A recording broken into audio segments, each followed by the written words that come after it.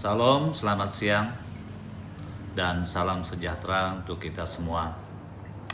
Saya selaku Ketua Forum Kerukunan Umat Beragama Kabupaten Malinau menyatakan sikap demi terjaganya situasi dan keamanan selama berlangsungnya tahapan pemilu tahun 2024 di Provinsi Kalimantan Utara.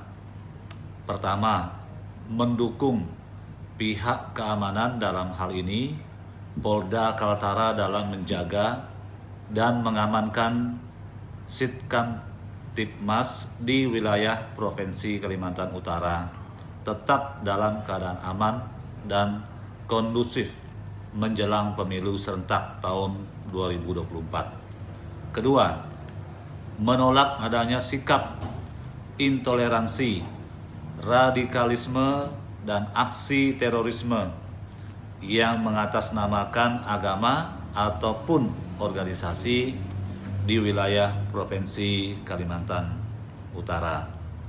Shalom.